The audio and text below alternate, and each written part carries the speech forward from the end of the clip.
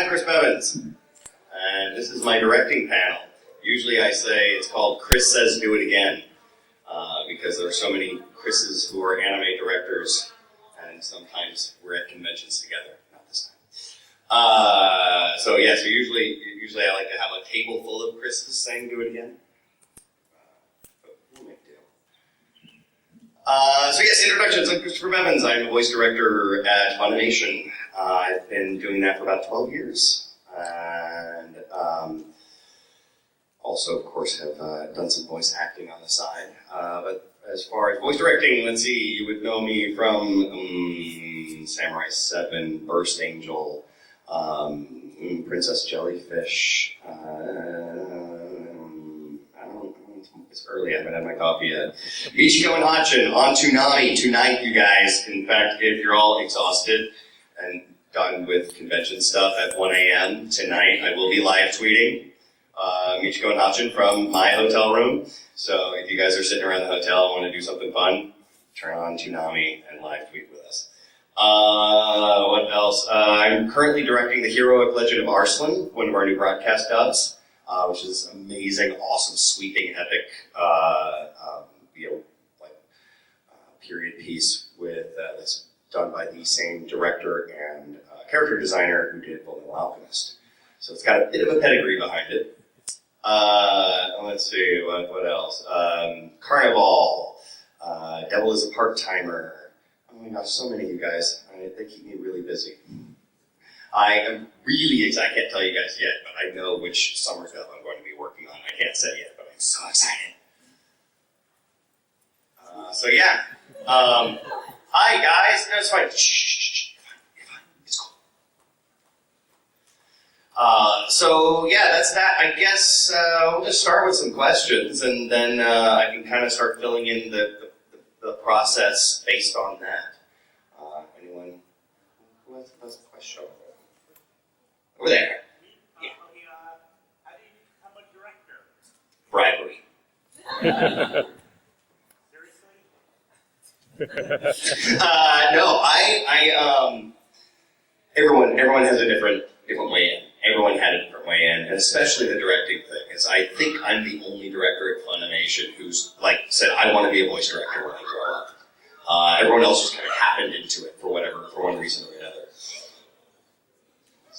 And everyone else just either you come into it from the acting side, or from a producing side, or from a writing side. I came into it from the engineering side. I started out as the ADR engineer at Funimation. In fact, I was their very first college intern back when it was a tiny, tiny little company. And they basically hired me out to be an audio engineer, taught me the job from the ground up, and after my semester was over, they didn't make me leave. They let me stay, and kept me on as a full-time engineer, and after doing that, about a year and a half total of engineering, got my chance to move up into directing. A lot of that, too, was just being there, being available, and stepping up before that. When I was working under Justin Cook as my director, he would get called into the boss's office, and I'm sitting there with an actor for an hour, like, well, we're not really getting anything done. Why don't we just keep moving? We'll record some stuff while Justin's gone and see if he likes it. Taking that sort of initiative is kind of what got me the opportunity to move up to directing. And I've been doing it ever since. You're. Can you explain the real difference between director, producer, writer, Sure. The producer role in anime at Funimation is different from most places. Right now, most of the directors are also producers. I am my own line producer, as they call it, meaning that ultimately I'm responsible for my own schedule and things of that nature, and for the final product. Also, if I have a sub-director, most of us also now have a second director that work under us, an assistant director. So I'm responsible for his work as well, and that's where the producer job comes in. I have to, make sure that he's doing what I want him to do, and doing it on time. The director is the person who does all the casting and pulls in the actors and tells them to do the lines over and over again until it's right. The director is the person whose job it is to have the complete vision of what that show is, to understand who the characters are, how they should sound, and why to make those decisions. The director makes the decisions on accents and what kind of voice, so let's say your favorite voice actor does a voice you absolutely hate in a show. It's not their fault. It's because that's a decision that was made by the director. Blame us. We have all the power, so blame us. And at least this is how it works at Funimation. I know at other studios in California and stuff, the director doesn't always do the casting.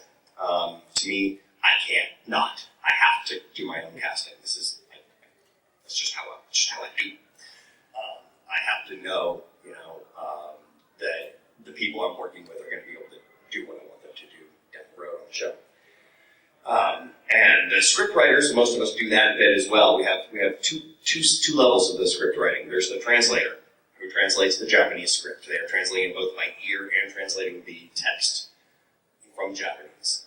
And sometimes there are minor inconsistencies between the two. And that translation is then what gets streamlined into our subtitled version. That is then given to the team of scripted actors. We rewrite that so that it matches the mouth, and so that it sounds like characters. The subtitle is always going to be very utilitarian. It's as my good friend Taliesin Jaffe, voice director of Hellsing, likes to say, the subtitle should tell you what the joke is, the dub should make you laugh. And that's where those choices are made. It's that we may not say the exact same words, but we mean the same thing. As long as we're translating the intent and adapting the intent of what was there, our job is to get the same emotional response from our audience that the Japanese got from their audience. And sometimes that means to get that response, we tweak some things because we want you to cry when you're supposed to cry and laugh when you're supposed to laugh. To follow up on that, so is it your decision as to how, verbatim you do the translations? It depends. Or is that part of the contract? No. There's no such thing as an accurate translation. There just isn't, especially from English to Japanese and back and forth. There is no such thing. It's like saying an accurate apple pie. That's another Taliesin-ism that I love. That pie was really good, it just wasn't very accurate. It's an apple pie. It's a word that doesn't apply to because all translation is adaptation. But what you may think that subtitled version is exactly word for word what they're saying in the Japanese, and it's not. It's not. It's adapted as well because they have to fit so many words onto the screen at the average reading speed of the average American, which is not very fast. Sadly. So even they're having to make choices on their translations as well, as far as how do we write this in such a way that the viewer will understand it. If you were to do completely word-for-word translations, you would get what we used to see back in the 70s and 80s, which was horrible. Very clunky. The idea is it's still an entertainment product. You have to be entertained whether you're watching the sub or the dub. And so those decisions have to be made because of that. And those are your decisions? Not me, no. For the dub, sure. I don't get to say, I don't speak Japanese. So I don't know word for word what they're saying all the time. I have to base that on the translation. And yeah, I will make line changes all the time. I am a ruthless script rewriter because it's a thing that comes to life in the booth. Somebody sitting in their apartment writing the scripts may see those flaps moving differently than the actor whose mouth actually has to do it. So there are changes that get made, let's move that phrase from the end of the sentence to the beginning. Let's put the name in the middle instead of at the end because it just flows more. As one of my most common directions is, let's rewrite this because this is how people talk. And that's the whole point, is to make people talk like people talk. To not just convey the information, but to convey the information in a natural, real way.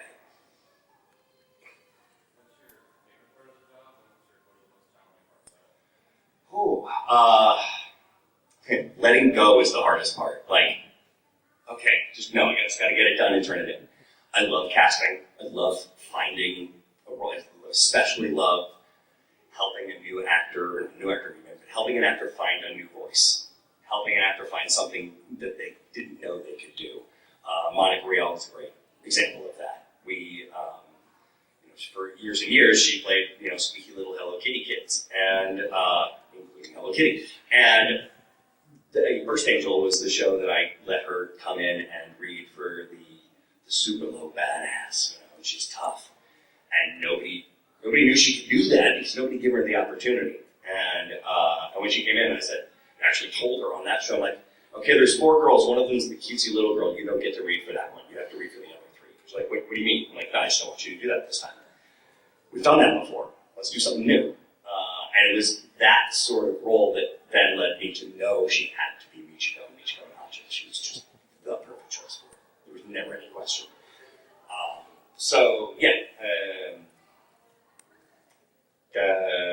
What the other part? The other hard part, there's always challenges.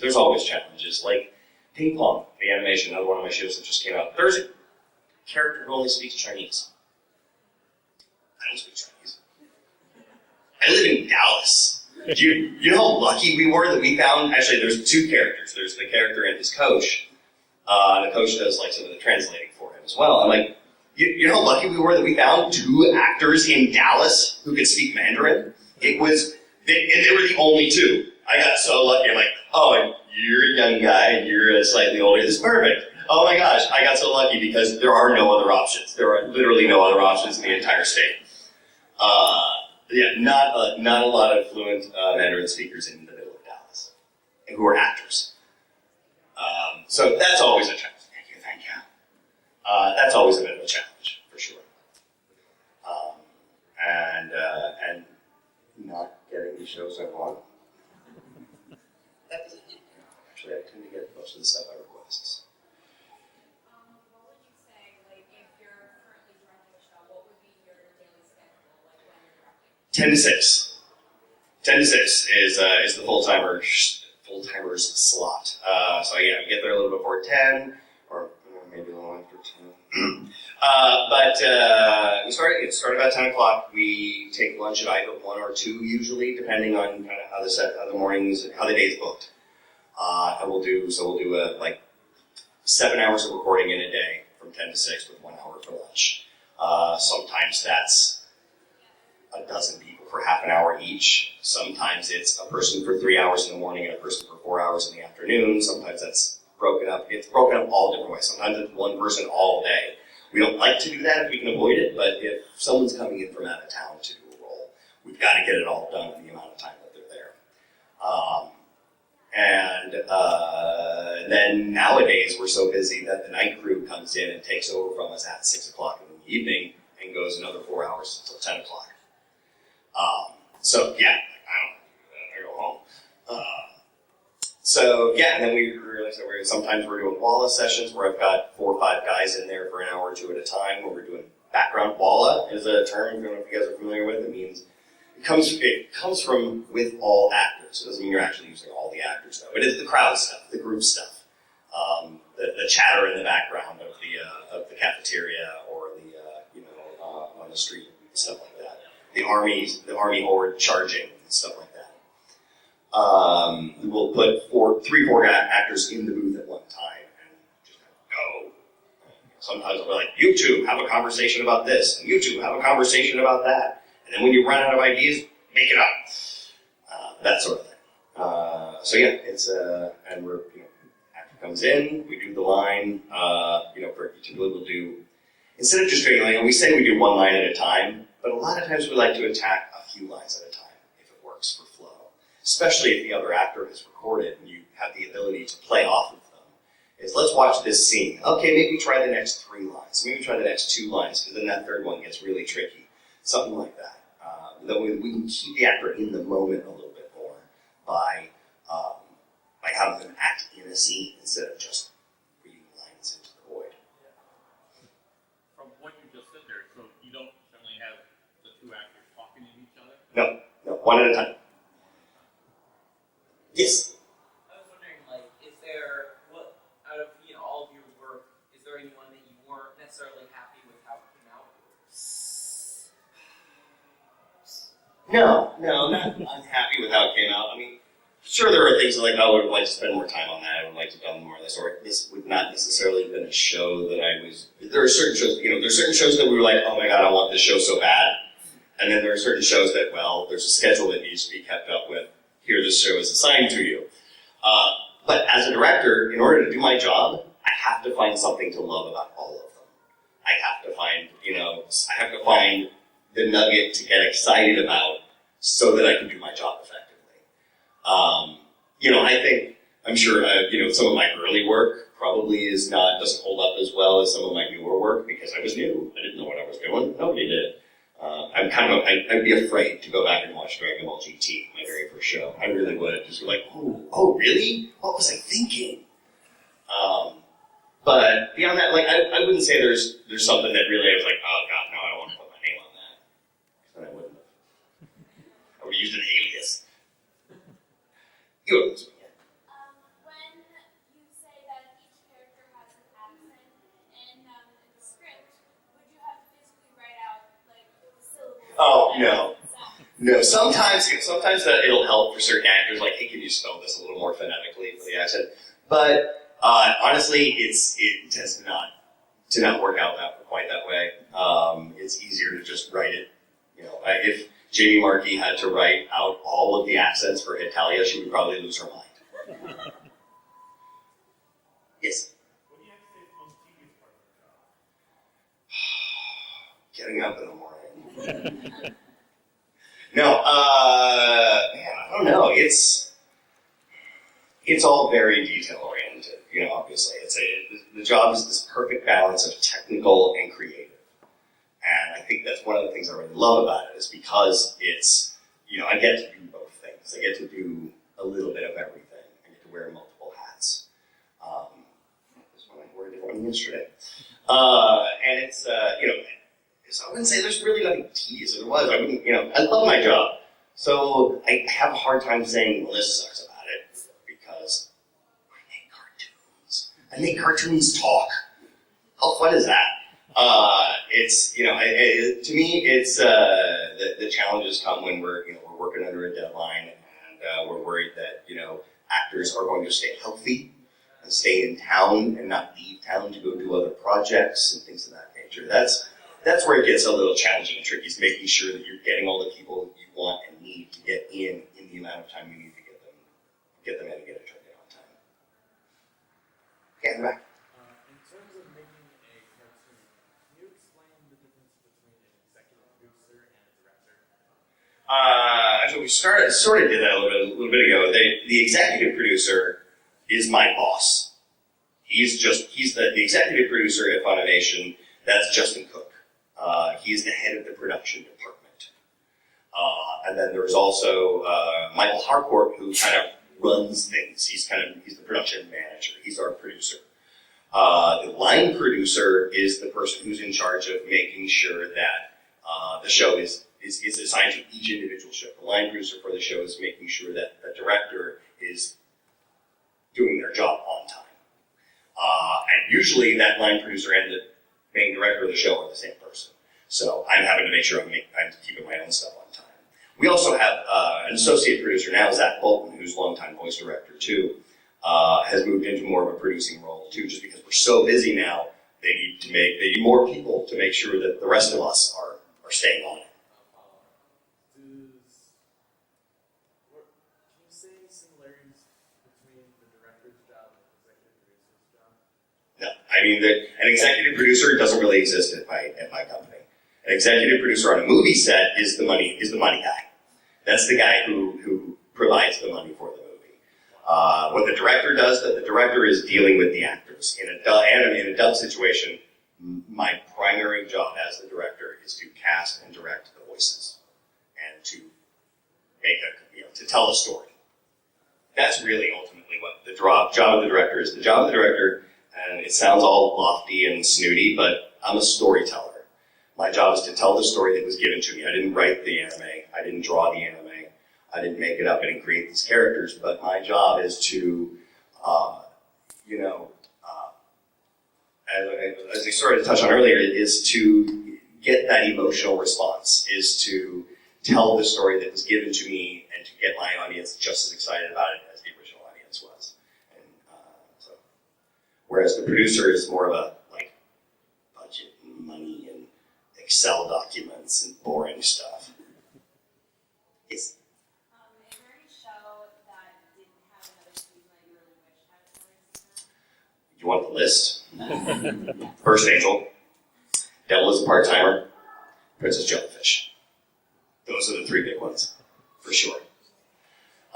There are others like I would say Beck, except that it ended so well for me. I love the ending of Beck. There are certain shows that Witchblade would have been fun to do more, but oh my god, the ending was so perfect that I almost don't want to ruin that.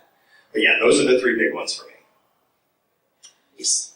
Do you ever have actors that mix up their accents between shows? It happens a little bit. It happens a little bit. And, you know, there are certain accents that it's real easy to bleed into another one. For some reason, Italian and Russian, like, they're totally different, but if you get going, then you get a little tired or whatever, you're like, oh, wait, no, that's not Italian anymore, that's Russian. No, that's not Russian anymore, that's Italian. What's going on? So, yeah, I mean, it happens sometimes, and that's what the job of the director is to keep that ear open. I'm like, okay, you're slipping out of the accent a little bit, maybe try one more. Are there certain personality traits you don't necessarily have to be born with them, you can develop them, but are there certain personality traits or mental skills that really help to be a director? You kind of have to be a stubborn ass. You kind of do. You have to be fearless at times, you know, which I'm not always in my personal life, but when it comes to creative decisions, you've got to be completely fearless and cutthroat. You've got to believe that the decision you're making is right. Otherwise, they will see right through you. Everyone, the audience, everyone, you know, the actor. Oh man, you do not know. If you show weakness to certain actors, they will roll right over you, and that's not the way it works. The director's in charge of the session, not the actor, and they will there are actors who will try to take charge of a weaker, newer director if they think they can. So, no, we are in charge. You haven't asked one yet. You said you approached voice direction from the sound aspect. Do you know from your experience if it's possible to move into that career field from the writing side? It happens. It happens. You know, really everybody, I said, everybody who's done this job has done it a different way, come into it a different way. But all of us tend to do more than one thing. Almost all of our writers are also actors or directors, with very few exceptions. And, you know, and usually the first way in for most people is through the acting, which is extremely competitive also. There's no easier or easier way than another. It's the other half of it really is just being in the right place at the right time. Having the skills we need when we need them.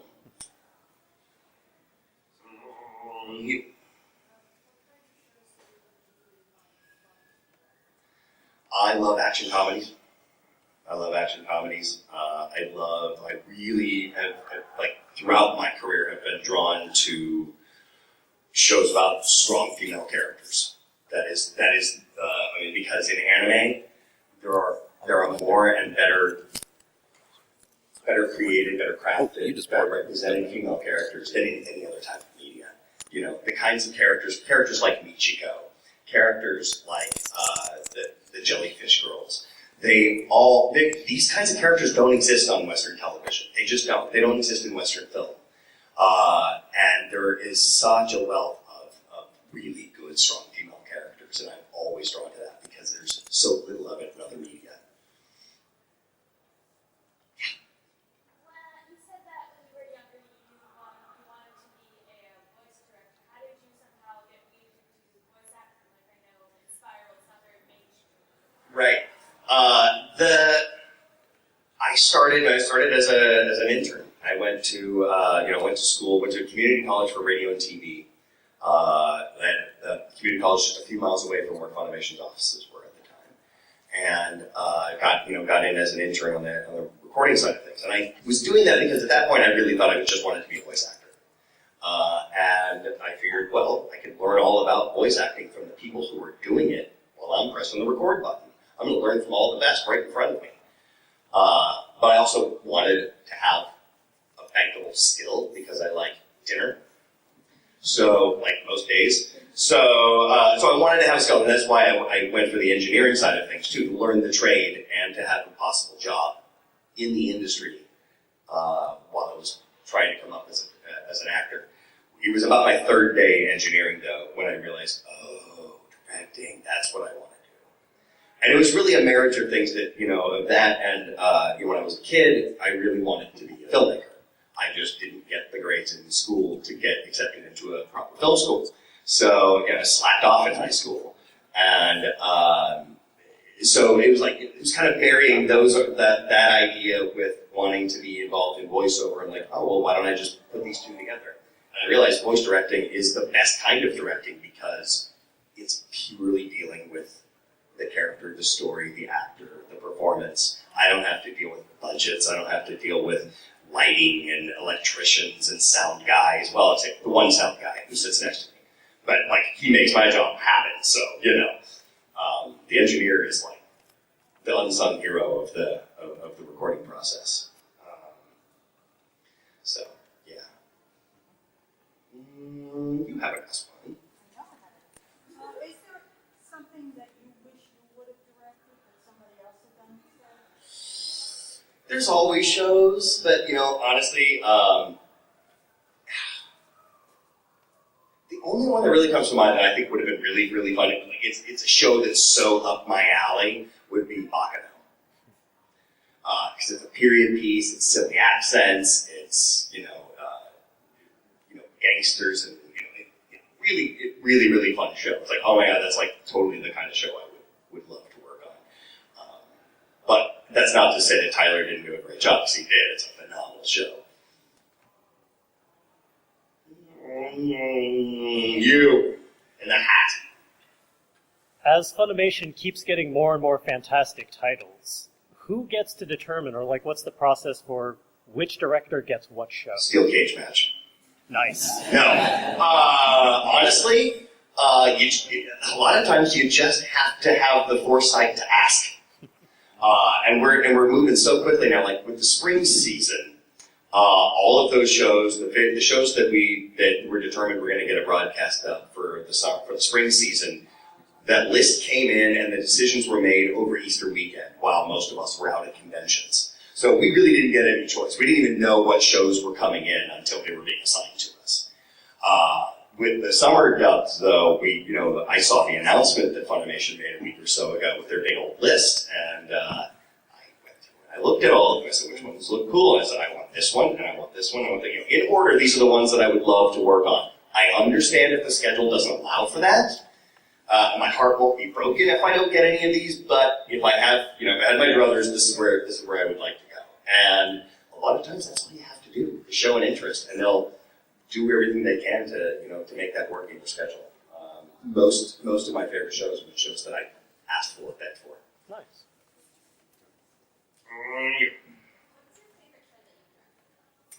Michiko and Hachin, without question. It's very close. Princess Jellyfish and that Mongolian Chop Squad, which I co-directed with Taliesin Jaffe. Those are my other favorites. But Michiko and Hachin is my baby. It is a show that came out in 2008, and I saw the trailer from Japan, and I just started drooling. I literally marched to the other side of the office to Adam Zahner, who's our acquisitions guy, the guy who goes to Japan and gets the shows. Go get it. He's I know, we're trying, I want it too. And so he and I were so jazzed about it from day one. And then some French company bought the worldwide rights. You know who does that? Nobody. Nobody buys the worldwide rights with all languages. And then they didn't do anything with it. Sat on a shelf, the company went out of business or something like that. For years, it just sat there doing nothing. And finally, one day, about 3 years ago, the rights came available again. So Funimation jumped on it. And I was coming to work one day, and my producer was like, hey, what? What? So he's like, guess what show we're getting? I don't know. Michiko and Hachin. I'm nah, that was 4 years ago. Nah, don't tease me like this. It is, yeah. It's everything I love about anime. It's action, it's comedy, it's strong female characters, and it looks like a Tarantino movie. Sold. And it's also, it deals with some of the more real and serious issues, I think. There's a lot of social commentary in Michiko Nachin's. There's a great deal of commentary on how women are treated, how children are treated, especially in developing, less than economically good countries. And there's a lot going on there, and I can't say enough. Tonight's one of my favorite episodes. Does Duke have a question? Yeah, I do. In that voice acting is more lucrative and easier than directing. Why do you choose to direct? Is it a power trip? It is totally about power. It is totally a power trip, Duke Nukem. Thank you. You like being in control, do you? I do. I am the boss. I salute you.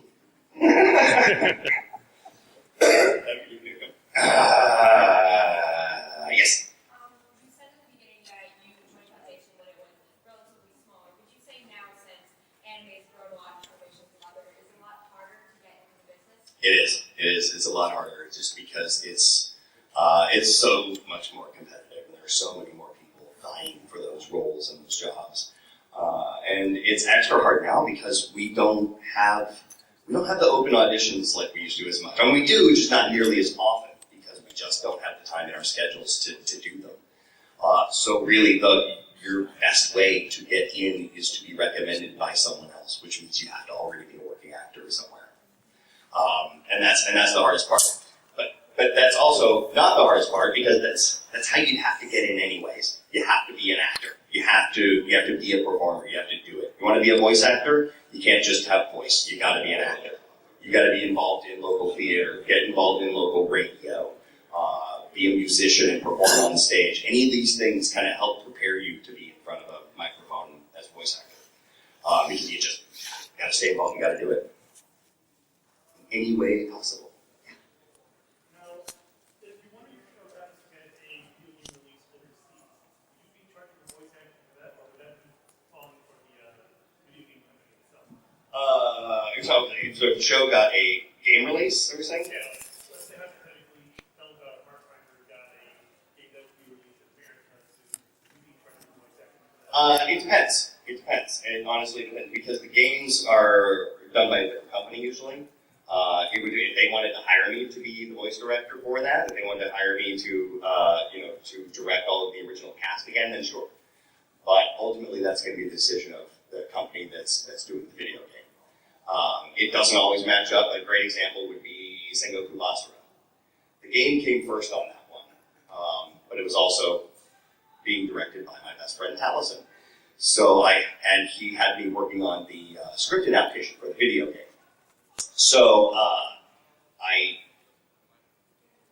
after working on the video, writing one of the script adaptations for the game, and I see the news that Funimation has announced they've gotten the anime adaptation. So I immediately called up the head of our writers and said, "Hey, John, I'm writing the video game right now, so when this comes around, I'm already going to know a whole bunch about it if you want me to write the show as well." Dumb luck came out that the timing worked out that I actually got to write the entire first season by myself, a full 12 episodes of Sengoku Basara, and then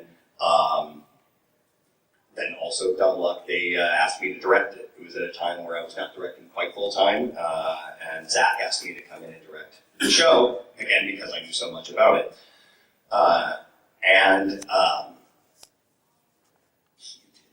that point, it was call up Taliesin and go, "Hey, who can you get me from the cast? And let's work together on this." So because Taliesin and I forced our way into working together on it, I basically stole half of his cast to come out to Texas and be in the game. It kind of convinced Funimation and Capcom to work together on the promotion of it. So we got to do some cross promotion for both the game and the show, like a New York Comic Con one year and stuff like that. So really, it's when video games enter into it, it's a totally different ballgame. Dragon Ball Z games tend to go to Chris Sabat because he's the Dragon Ball guy, and he's got a separate studio that is equipped for doing video games more often. We don't really do any video game recording at Funimation, just because our booths are so full of anime all the time. So your hand in that again. For accents, do you just play them by ear when you're trying to figure out an accent or make sure they stay in it, or do you have like an accent coach or? It's a little bit of all of that. There are resources online that you can find. There's a great resource that was put together by college, the University in Kansas or something. Do you know what I'm talking about? The IDEA Archive? IDEA International Dialects of English Archive is the place to go. And it's like there are two that usually it's like they're trying to get everybody reading one thing. But there are two things that they have people reading from all around the world. So you hear the same words in different accents from all around the world. So I'm a this-year-old woman from Scotland, or a 40-year-old male from Bombay. Whatever the case may be. That's what if that's what the accent you're looking for is, then you can probably find something that sounds similar. And then of course there's cultural and pop culture touchstones. On Unbreakable Machine Doll. That was a show where we had British accents, English accents, like all of them. And that was the thing. It was a show that took place. It was kind of like a magical Hogwarts sort of place, but it was in Liverpool. So I knew that the headmaster should sound like Ringo Dumbledore. Welcome to Walpurgis Academy. You're a wizard.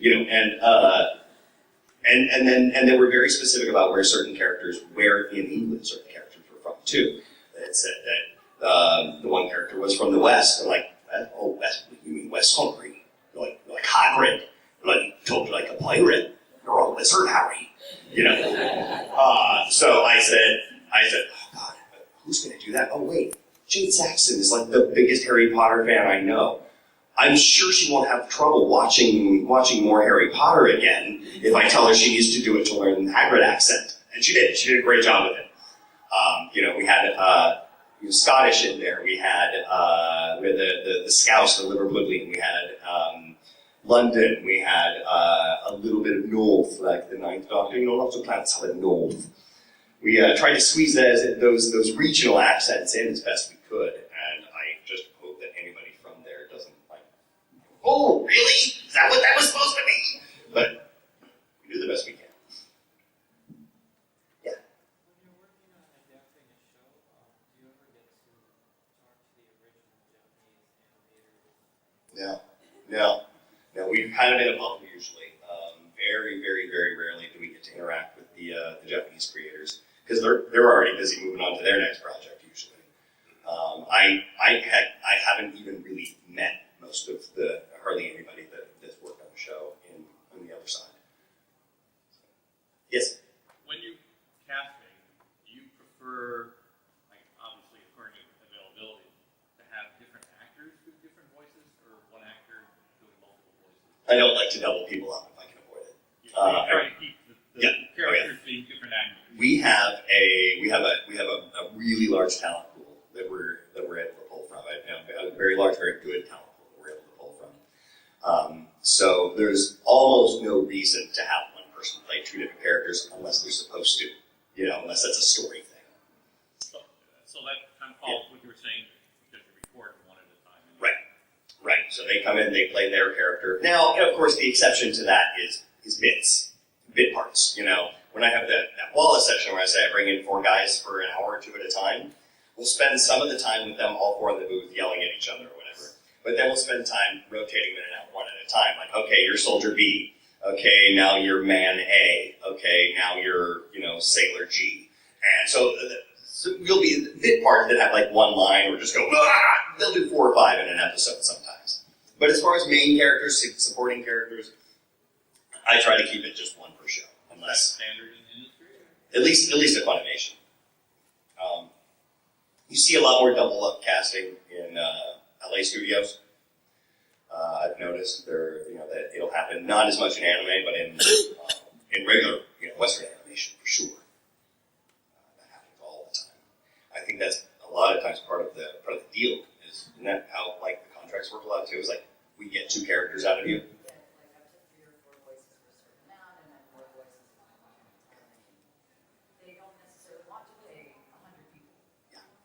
it's simpler logistics. Right. Have Right. one person do 4 hours worth of work. Exactly, but we've got a pretty good system in place now where we can bring we pass to thousands if we wanted. So. Yes. Why is it that it's like one person at a time?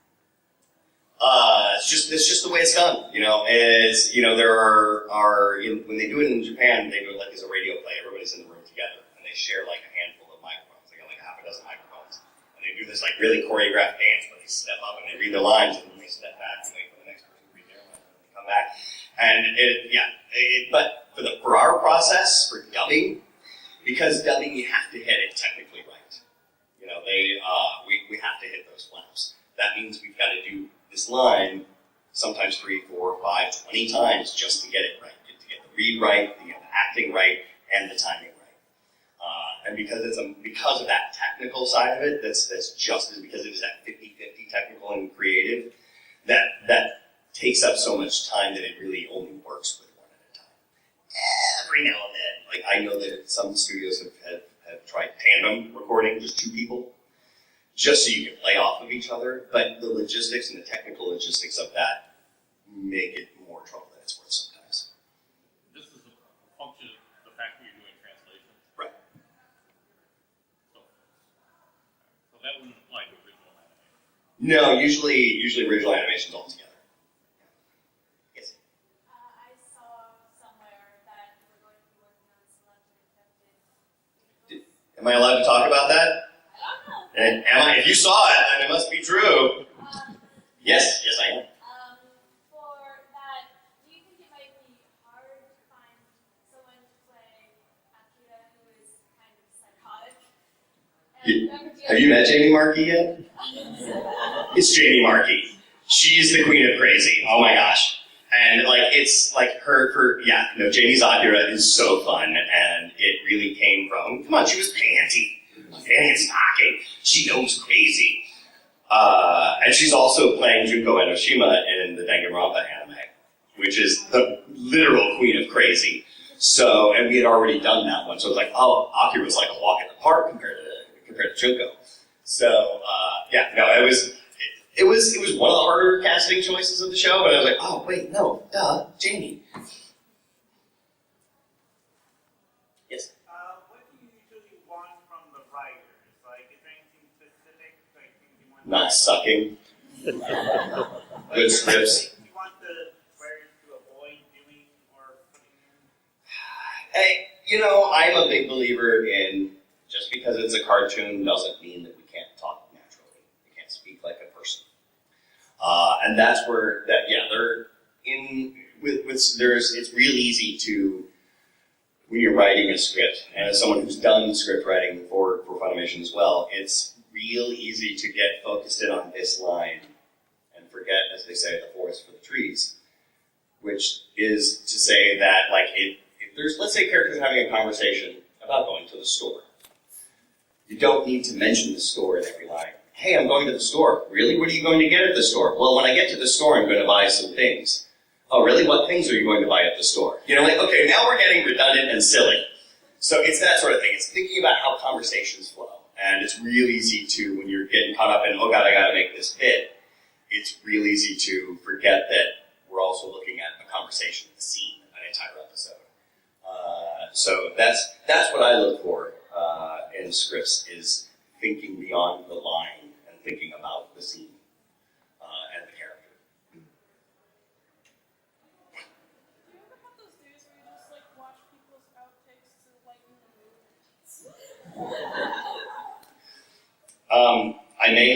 I may have kind of helped start a really, really bad precedent at Funimation called bombing.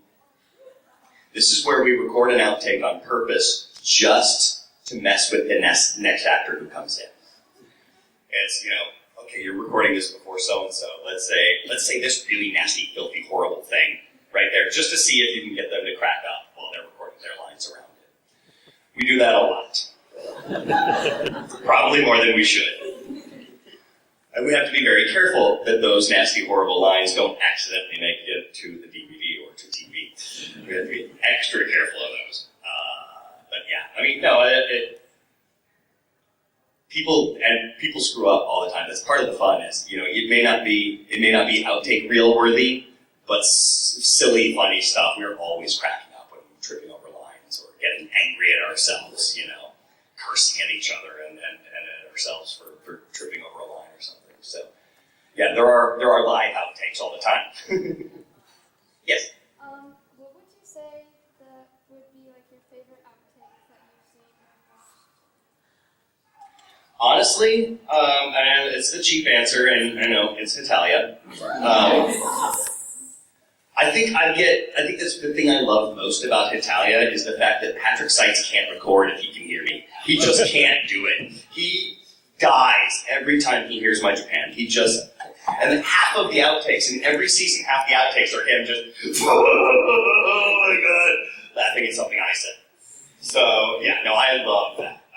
It gives me, and Patrick's one of my favorite people in the world, close friend, and nothing gives me more delight than knowing that he can't be a professional because of me.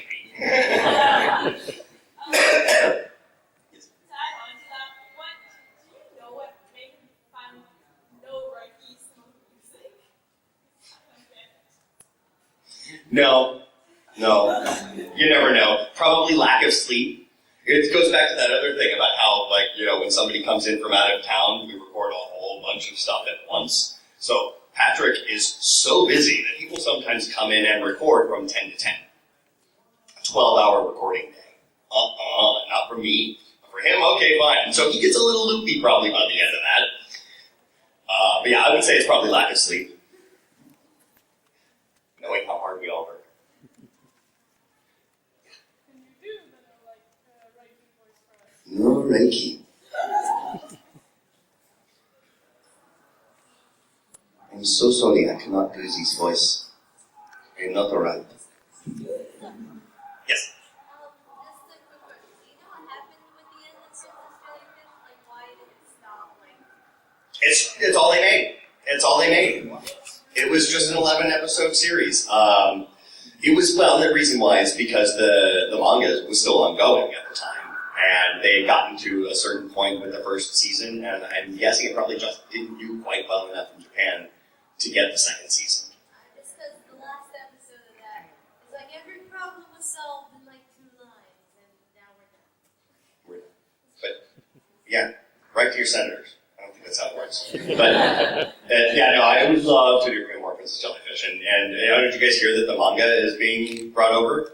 Yes. I forget who's doing it, but is it Kodansha or something? Somebody they're bringing for real, legit English translation of the manga to America. They just announced that last week. Very excited. Because I want to know how it ends. Yeah. They made the dress and that was it. Come on! Give me more! Could you imagine doing the video part of the anime in America first and then sending it to Japan? No. Why not? That's not my job. Honestly, I'm so focused on voice and performance that I really don't even think so much about the visuals unless it's distracting to the job. Yes.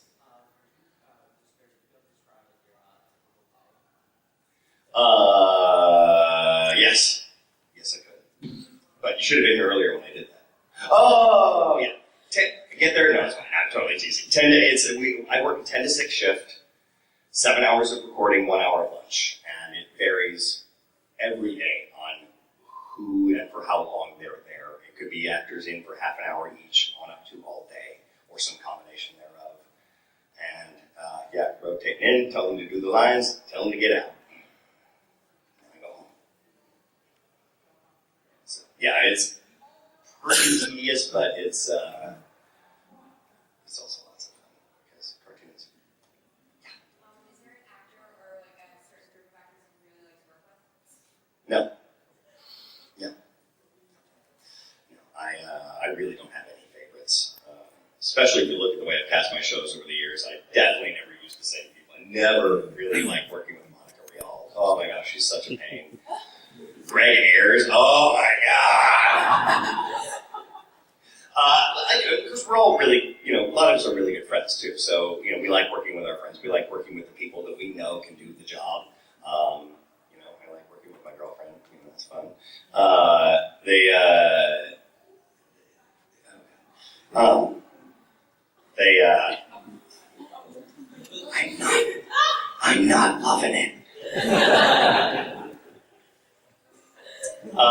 But there's actors that I love that I know will bring something that even I didn't think of. And that's one of my favorite things, is finding actors who bring something to the table that I wasn't expecting. Bruce Elliott does that a lot, or Bruce Elliott. He, in Samurai 7 in particular, just really, really stepped up and did things that I was not prepared for, and that just made the show even better than I could have done on my own. Lucy Christian is another one who always, I think she's an alien robot from Planet Dub. That is where I think is what I say about Lucy Christian. She's absolutely technically a wizard, and then comes up with reads that are like, I never would have thought of that. That's totally not what I had in mind, but it so works here, and that's exactly what the scene needs. How did she know that? I'm supposed to know that. Yeah, lots of actors. I mean, we have a great stable, and there's lots of people that I love working with that don't get an opportunity to as much just because of where the voice sits. We have lots of shows about teenagers, so if you sound like a grown-up, you tend to work a little bit less. Unfortunately. Yes.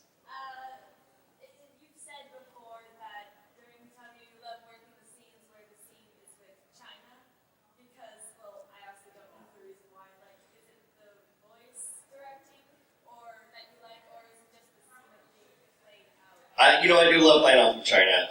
Clarine and I go way back. She and I are really old friends, and that's part of it too. Is that it's the interpersonal relationships we have with the other cast members. And also it's because China is her accent is based on Clarine's accent is based on her own mom, and I know her mom, so that makes it extra funny to me. All the time. Never, ever, ever leave social media open in front of Chris Sabat. Ever. Never leave. And fortunately, I've never been on the receiving end of that. I came into his studio once and found his Facebook open. I was like, no, if I start now, he's going to retaliate, and it's going to be ugly. Don't start none, won't get none. That's the way I look at it. But yeah, there's other than the bombs that we've always dropped for each other, Sabat is a notorious prankster.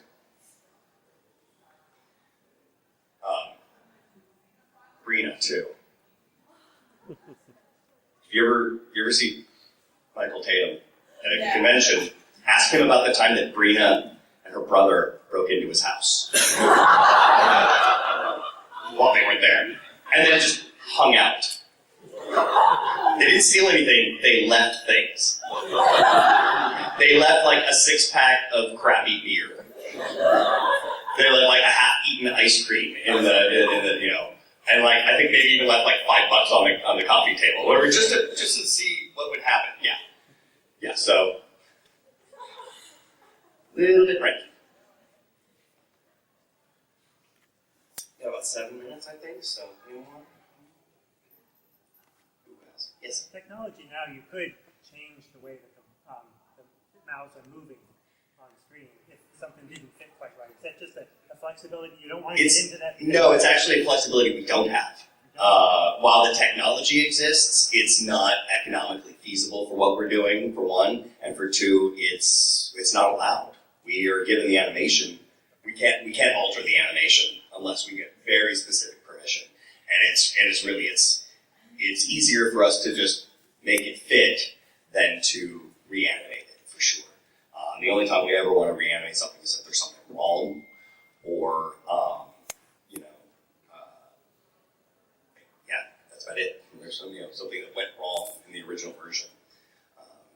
We try not to even digitally alter things for the kids releases, but like 4Kids used to do that, or the Fox Kids used to have to do that. But that was done on their end. We weren't making those changes. That was their changes that they made based on their standards. But I'm pretty sure that when we put something out on DVD, we've got to release it the way it was released to us, given to us.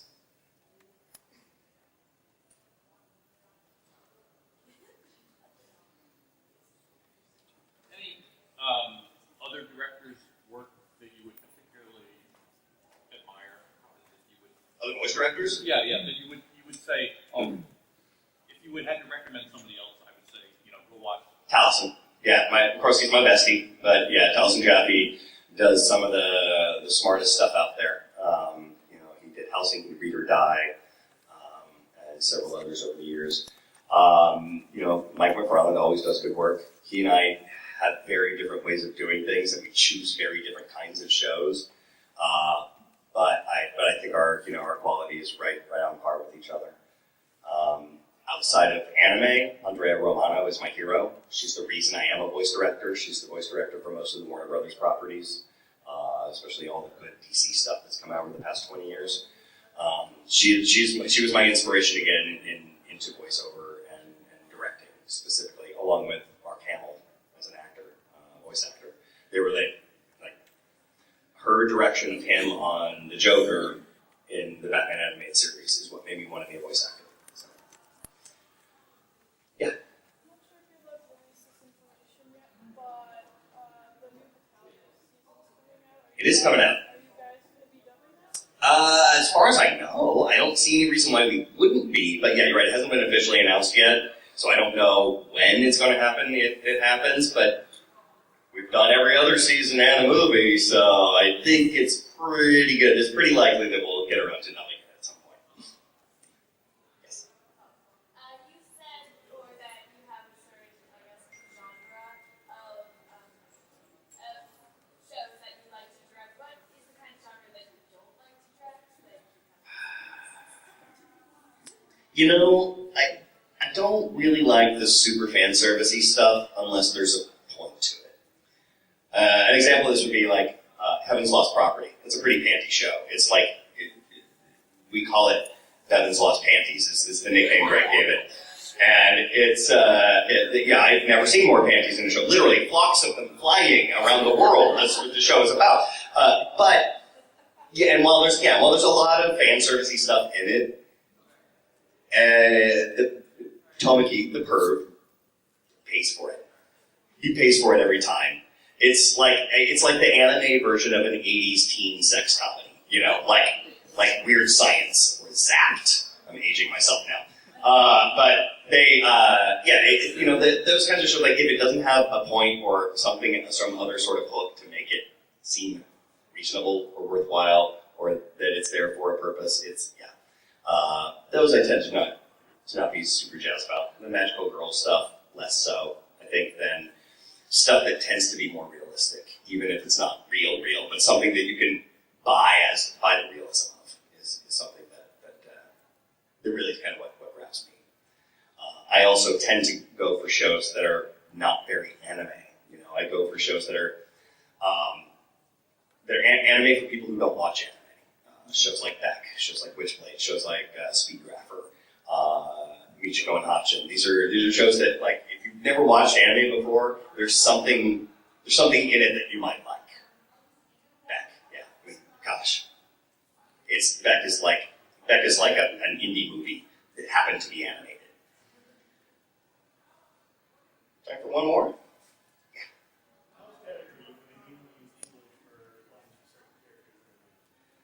It's not. It's tricky because when there's already English in there, you have to figure out, well, okay, but if they're speaking English in the Japanese, that means that the person they're talking to may not understand them. So how do you work around that when everyone's speaking English? It's a conundrum sometimes. On a show like Beck, it was real easy because most of the time they were in a loud rock and roll club, so you could just go, "What? I didn't hear you," instead of, "I didn't understand what he said because he's speaking English." So there are challenges with that when someone's already speaking English, and also when they speak English in the Japanese track, it doesn't match the plot. Not the way we speak English, anyways. Because the accent, they have extra syllables sometimes. So they'll actually usually have 3 extra flaps for any English sentence. So we've got to change it anyways. Do you overdub those then? Sure. Oh yeah, because I'm not going to leave a Japanese actor for one line, and like it's we've got our cast, they've got their cast, so yeah. It's about time, you guys. Thank you all so much. Great questions today. Thank you.